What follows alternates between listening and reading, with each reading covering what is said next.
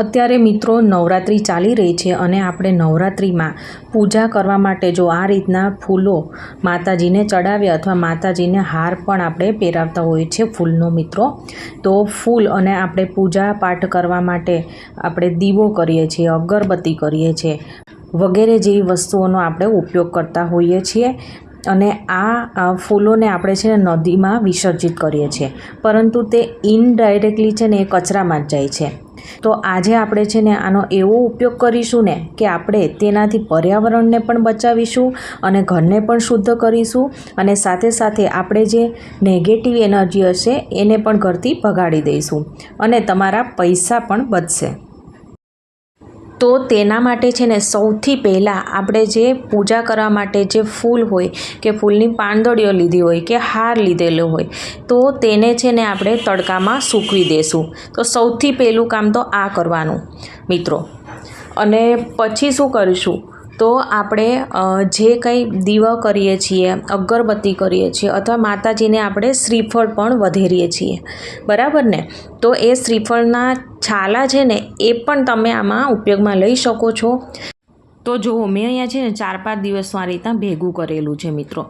તો ક્યારેક આપણે જો આ રીતને છે ને અડધી વાટ રહી જાય, આપણે માચીસનો પણ ઉપયોગ કરીએ છીએ, અગરબત્તીનો ઉપયોગ કરીએ છીએ, તો એની સટકડીઓ હોય તેનો પણ આમાં આપણે ઉપયોગ કરીશું.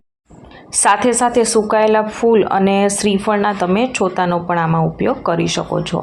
તમે આ રીતના 3-4 દિવસનું ભેગું કરી અને પછી એમાં છે ને જો આ રીતના તમાલપત્ર 3 થી 4 લીધેલા છે, જેને આ રીતના આપણે ટુકડા કરી નાખીશું અંદર. અને હવે અહીંયા મેં છે ને કપૂર લીધેલું છે. તો આ રીતના ગાંગડા આવે છે કપૂરના, તે લીધેલા છે. તમે આની જગ્યાએ આપણે જે ગોળ કપૂર આવે છે ને તો તેની ગોળીઓ એ પણ તમે અહીં 2 નાખી શકો છો. તો બસ આટલું કરવાનું. અને હવે આપણે આમાં કપૂરને જે કંઈ વધેલી વાટ ને આ બધું નાખ્યું છે તો હવે આપણે તેને માચીસથી સળગાવીશું. તો આમ કરવાથી આપણે એક તો ઘરમાં તો પોઝિટિવિટી આવશે જ, પણ આપણે માખી, મચ્છર કે કોઈ બીજી જીવાત હશે ને એ પણ આ ધુમાડાથી જતી રહેશે. તો આ બેસ્ટ આઈડિયા છે કે જે તમે કરી શકો છો.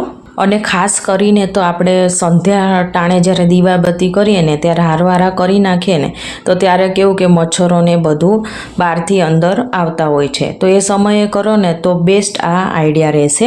અને આમાં છે ને તમારે કોઈ પણ આ રીતના તૂટેલું વાસણ કે વધારાનું વાસણ હોય ને એનો જ ઉપયોગ કરવાનો.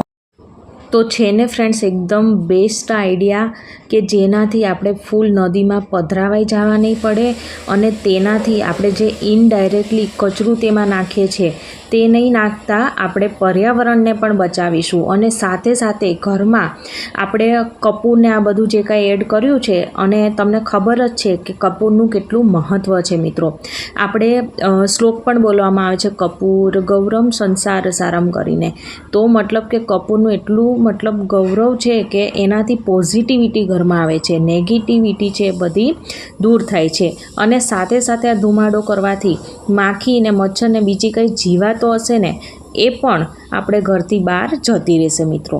તો ફ્રેન્ડ્સ મારો આજનો તમને ઉપાય ગમ્યો હોય તો મારી ચેનલને સબસ્ક્રાઈબ, લાઈક અને શેર કરવાનું ના ભૂલતા. તો આપણે ફરીવાર મળીશું આવા જ નવા જ કંઈક ઉપયોગી થાય તેવા વિડીયો સાથે. Thank you for watching.